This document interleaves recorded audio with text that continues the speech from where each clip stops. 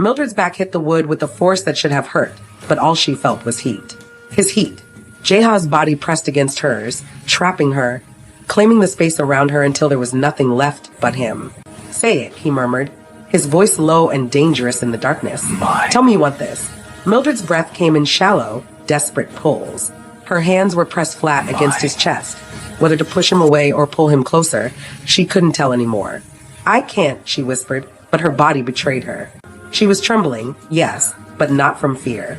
From what? From the terrible, consuming need that had been building inside her for 3 weeks. Jeha leaned in, his lips a breath away from hers. "You will. Before the night is over, you'll beg me. And when you do," his thumb brushed her bottom lip, possessive and sure, "I'll give you everything you've been too afraid to ask for." Her eyes fluttered closed. His scent surrounded her, expensive cologne and something darker, more primal. "But not yet," he said, pulling back slightly. "I won't take your innocence until you beg me for it. Until you admit what you really are." Mildred's eyes snapped open, meeting his. Dark, intense, unyielding. "What I am," she breathed.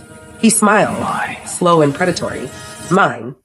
Mildred Okafor was supposed to be holy, raised by her dying uncle, a former pastor. She'd never been touched by a man. Never wanted to be. She worked at Club Deluxe in secret, lying that it was hospital work, desperate to save the only family she had left. Then Jeha noticed her. A Korean mafia heir. Dangerous. Untouchable. Bored with women who came too easily. He wanted her innocence. But more than that, he wanted to corrupt it. 3 weeks. That's all it took for him to awaken something dark inside her. Something she never knew she had. A hunger she couldn't pray away. Now she has to choose. Stay the good girl she believes she is, or surrender to the devil who promises to show her who she really is. Mildred adjusted her cocktail tray and forced a smile as she navigated through Club Deluxe's crowded floor. She'd been working here for 8 months, and still, the atmosphere made her skin crawl. But Uncle Desmond's medication cost $3,000 a month, and this job paid more than anything else she was qualified for. She told herself it was temporary, just until Uncle Desmond recovered, though they both knew recovery wasn't coming. That morning, before her shift, she'd helped him take his pills. His hands shook so badly she had to hold the glass of water to his lips. He looked at her with those watery, grateful eyes and said, "You're my only blessing from God, Mildred. So pure. So good. I'm proud of you. Working at that hospital, helping people." The lie had slipped from her tongue easily. "Just doing my part, Uncle. That's what you taught me." Guilt had flashed across her face, but she turned away quickly to hide it. He couldn't know the truth. It would kill him faster than the cancer. Across the club, in the VIP section cordoned off by velvet ropes and dangerous men, Jeha Kim swirled whiskey in his glass and tried to remember the name of the woman currently draped across his lap. He couldn't. Didn't matter. She'd be gone by morning, replaced by someone identical, beautiful, willing, forgettable.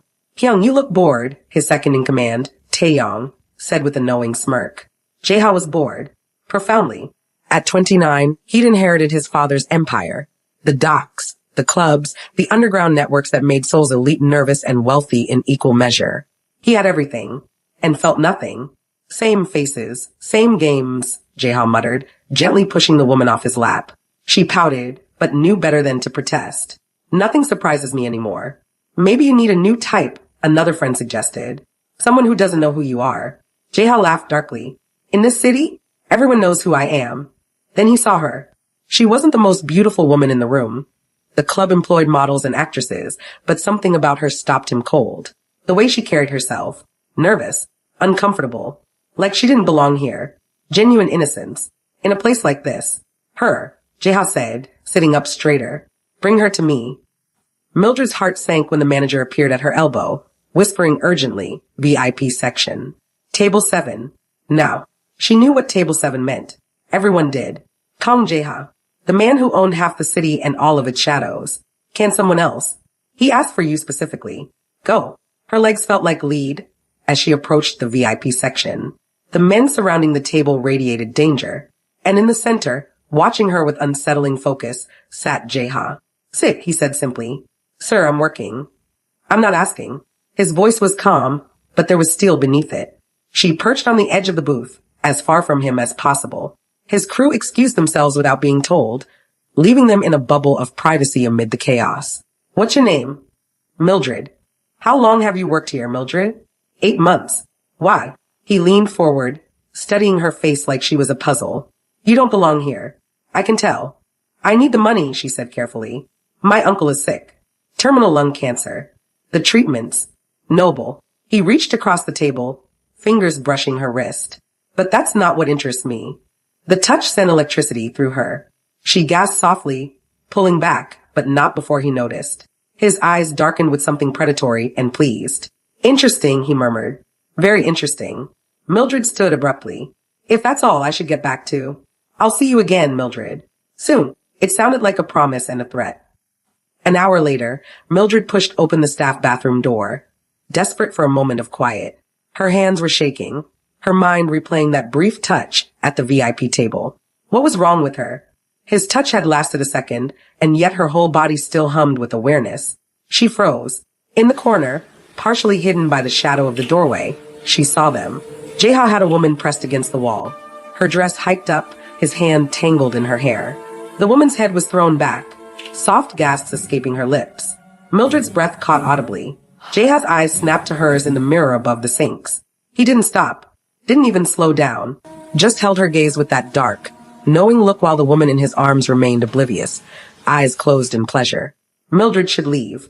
She knew she should leave, but her feet wouldn't move. She stood there, paralyzed, unable to look away. A slow, wicked smile curved across Jeha's lips. He finally stepped back from the woman, adjusting his shirt with deliberate casualness. Out, he told the woman without looking at her. But now, the woman grabbed her purse and left without argument, shooting Mildred a venomous look as she passed. Now it was just the two of them. Enjoying the show? Jeha asked, walking toward her slowly, predatory. I didn't mean to, I just needed. He cornered her against the sink, hands on either side of her, caging her in.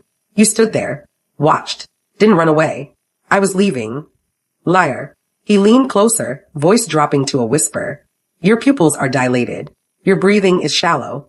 You're curious. No. I saw it in your eyes. Not disgust. Interest.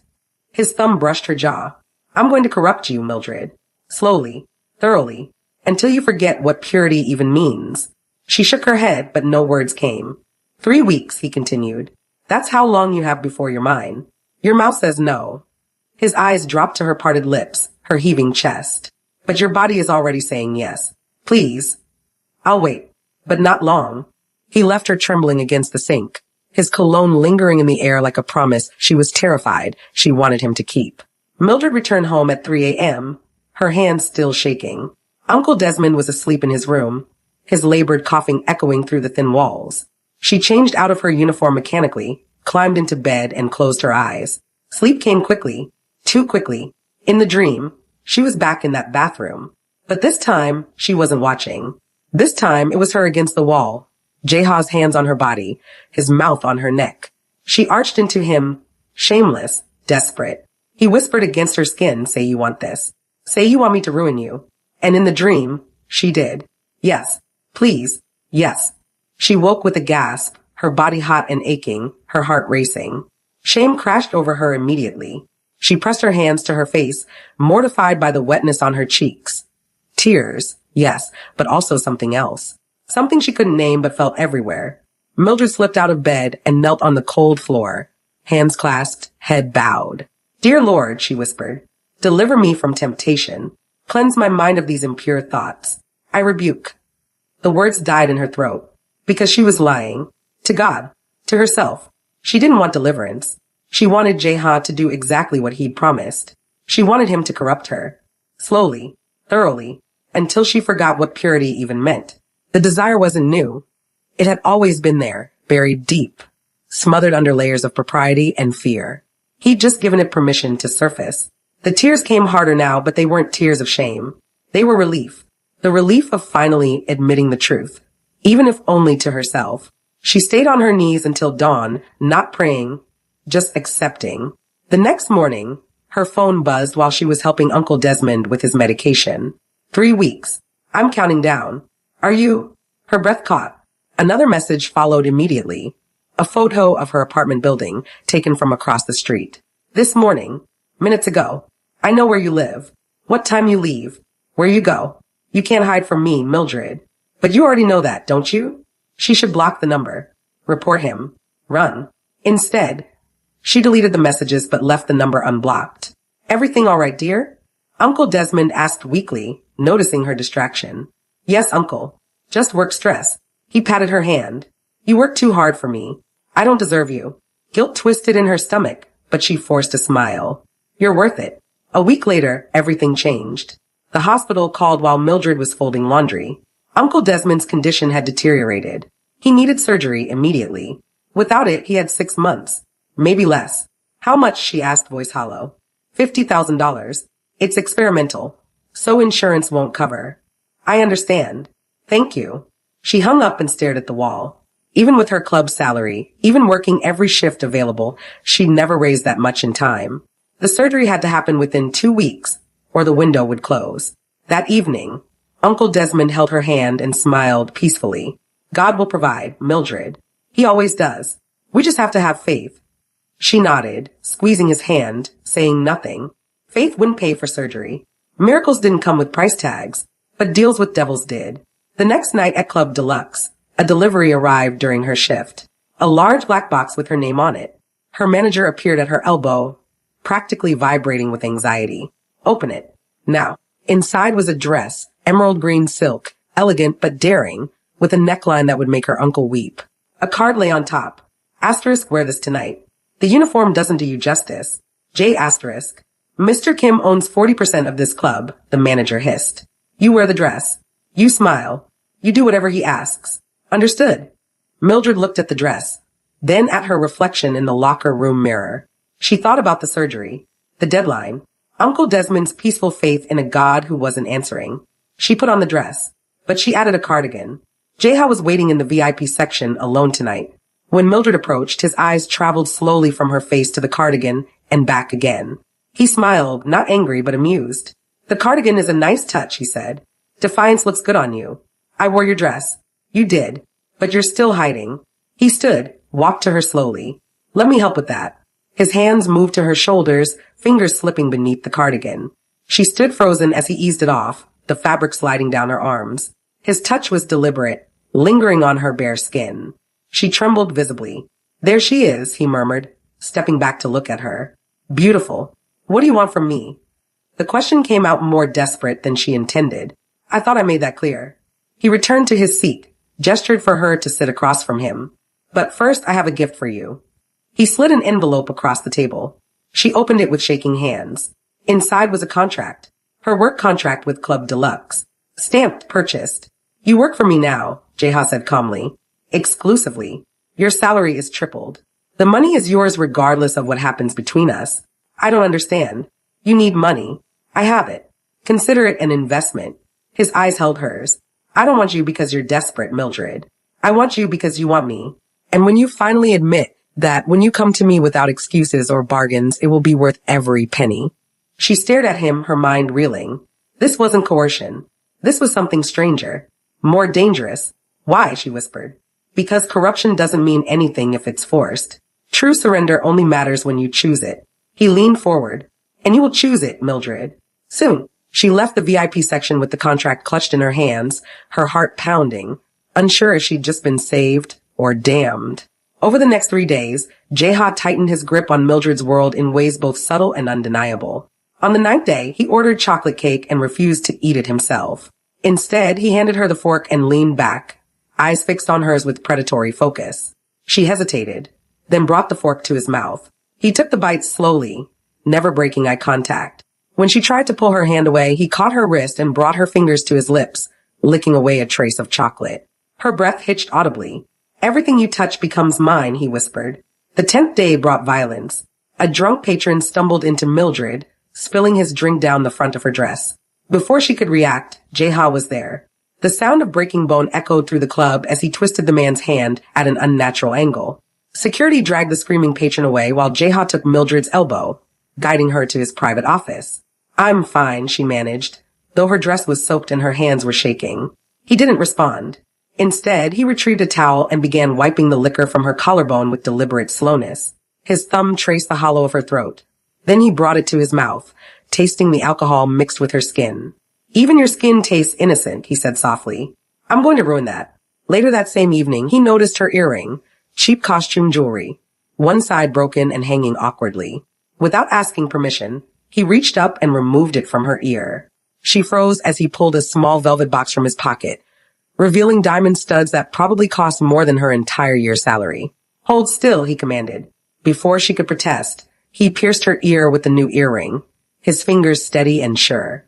She gasped at the sharp pain and the overwhelming intimacy of the act. He fastened the backing, then touched her earlobe possessively, his thumb lingering. Everything I give you, you keep, he said. Everything I touch belongs to me now. On the 11th day, another gift arrived, a delicate chain with a fallen angel pendant. The note was brief, for when you fall, and you will. She should have thrown it away. Instead, she hid it in her nightstand drawer. That night, after helping Uncle Desmond to bed, she took it out and held it up to the lamplight, watching it catch and scatter the glow. Eventually, she fastened it around her neck, tucking it beneath her nightgown where no one could see. The next evening at the club, Jahan noticed immediately. His eyes went to her collar, where the chain was barely visible. He crossed the floor in 3 strides and caught her wrist. You're wearing it. Heat flooded her face. It was just.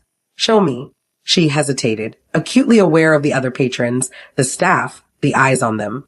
But his expression left no room for refusal. Slowly, she reached up and pulled the pendant out from beneath her collar. He didn't touch it.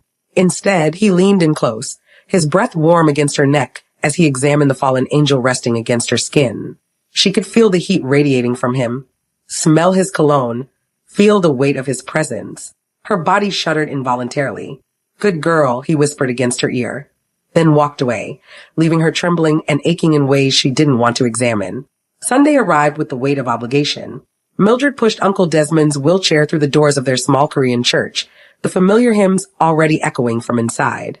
The pastor preached about resisting temptation, about the devil appearing as an angel of light.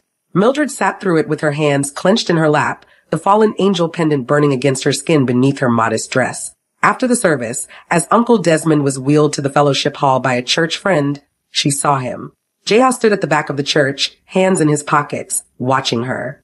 Fury and panic warred in her chest. She waited until Uncle was safely inside the hall, then marched outside where Jaha was leaning against his car. What are you doing here? She hissed. This is my church. You can't. I used to come here, he said quietly, and something in his tone stopped her cold. With my mother. Before she died. Mildred faltered. What? She brought me every Sunday. Prayed for me. Believed I could be good. His expression was unreadable. My father died despite her prayers. Then she died too. Faith died with them. Before Mildred could respond, Uncle Desmond was wheeled over by a smiling church volunteer. Mildred, aren't you going to introduce us to your friend? Jaha transformed instantly, warm, respectful, charming. He shook Uncle Desmond's frail hand gently, introduced himself as a friend from the hospital. Uncle Desmond beamed, delighted, and invited him to visit their home sometime. After Uncle was wheeled back inside, Mildred turned on Jaha desperately. Please, stay away from him. Don't ruin this. Don't tell him about. I won't tell him about the club, Jaha interrupted. Not because you asked, but because I don't need to threaten you. He stepped closer, his hand coming up to touch her cheek. You're already mine. You've been mine since you didn't run when you should have. I'm not. Then why are you wearing my necklace under that modest dress? His thumb traced her jaw. Why did you look disappointed when I didn't come to the club yesterday? She couldn't answer. The truth was lodged in her throat, too terrifying to release. I don't need to threaten you, he said softly. Your body's already betrayed you. I'm just waiting for your mind to catch up. He left her standing in the church parking lot, the Sunday sun beating down, the hymn still echoing faintly from inside. That night, before she left for her shift, Uncle Desmond held her hands and prayed over her. Lord, keep my niece pure. Protect her from evil. Let her walk in righteousness. Bless her with a godly husband someday. Every word felt like a blade. Because she didn't want protection from evil, she wanted to embrace it. She didn't want a godly husband. She wanted the devil himself. Amen, she whispered, thinking only of Jaha's hands, his voice, his promises. She was already falling, and she knew it. Then Jaha vanished. For 3 days, he didn't come to the club. No texts, no calls, no presence in the shadows where she'd grown accustomed to finding him. At first, Mildred felt relief wash over her like cold water. Maybe he'd lost interest. Maybe she could breathe again. Maybe she could reclaim some fragment of herself. By the second day, Relief had curdled into something else. Agitation. Restlessness. She caught herself scanning the VIP section every few minutes, her heart jumping at every dark-haired man who walked through the door. None of them were him.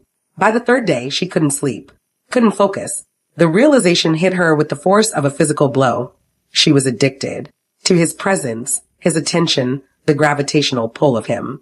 She missed him, and she hated herself for it. Uncle Desmond noticed. "You're somewhere else these days," he said gently over breakfast, his hand trembling as he lifted his tea. "Is everything all right at work?" "Fine," she lied, the word automatic now. "Just tired." But she wasn't fine. She was unraveling, coming apart at the seams, and the worst part was knowing exactly why. On the 15th day, the hospital called. "Miss Adeyemi, we need to schedule your uncle's surgery immediately. We have a window in 3 days, but after that, his condition will be inoperable. We'll need the full payment up front." Mildred's world tilted. 3 days? "I'm sorry. It's now or never." She did the math in her head for the 100th time. Even with Jeha's inflated salary, even working every possible shift, she was $30,000 short. 30,000. She might as well have needed 30 million. That night at the club, she made it through 2 hours of her shift before the reality crushed her. She found herself in the back hallway, hidden from view, sliding down the wall until she sat on the cold floor. The tears came violently, her body shaking with sobs she couldn't control. Her uncle was going to die, and it was her fault for not being enough, earning enough, being able to save him. She didn't hear the footsteps until he was right there.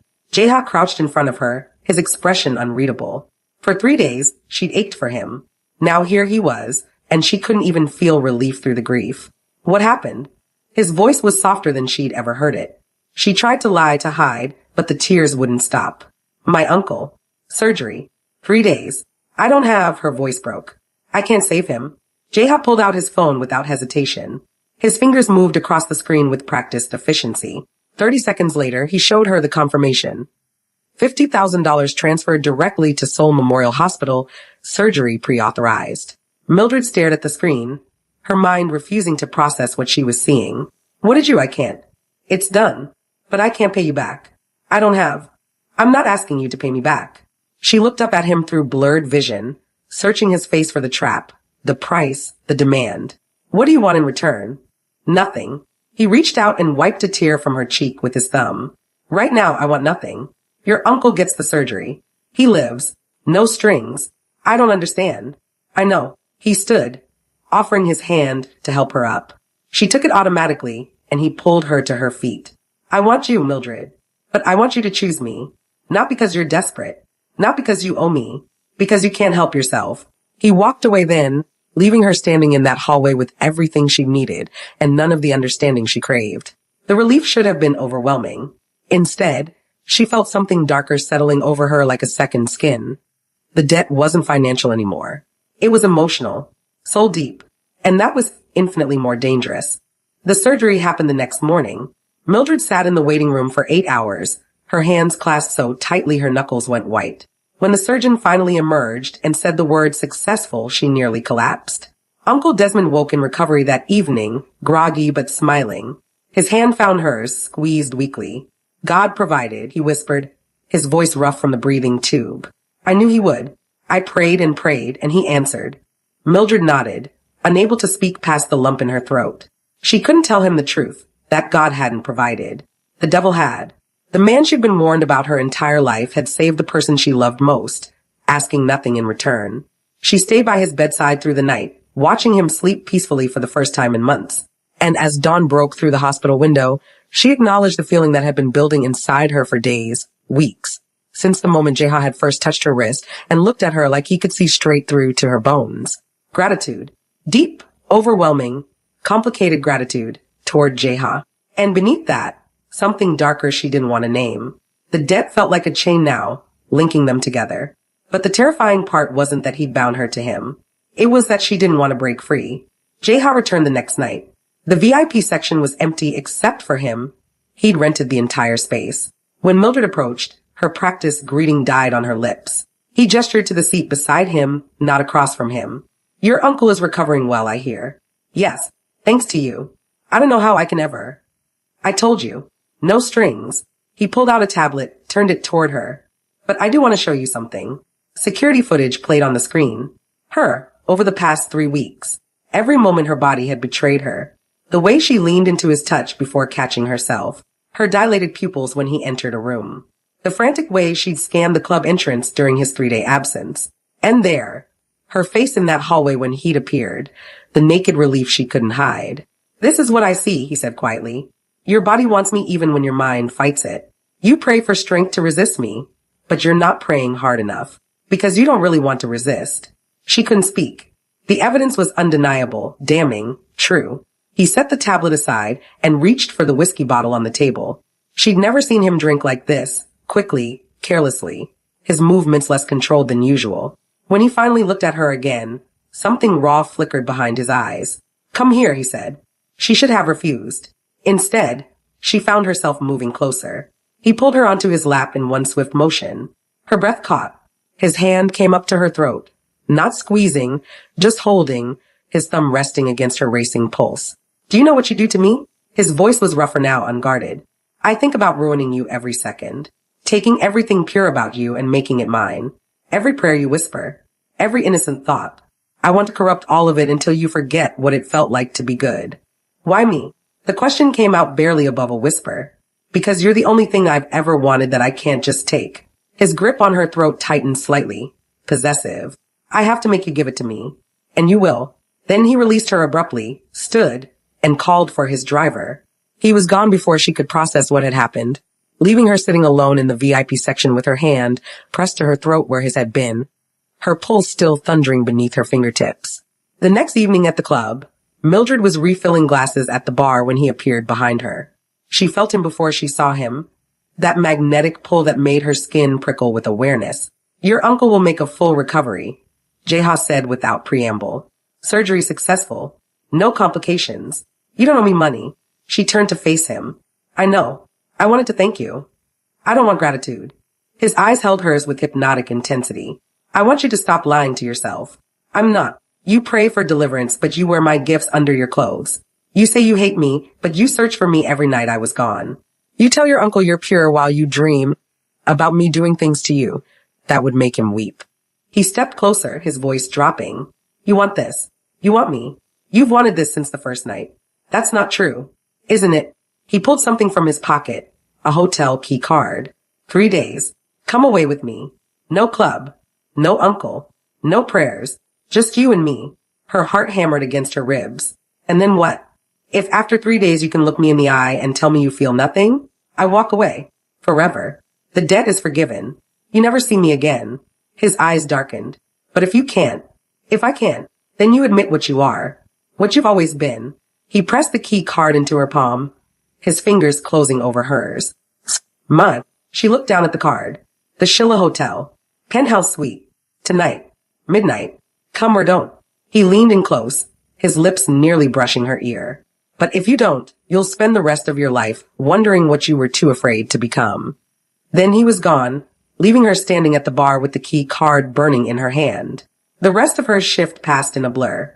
Mildred moved through her duties mechanically, serving drinks, clearing tables, smiling at customers, while her mind spun in endless circles.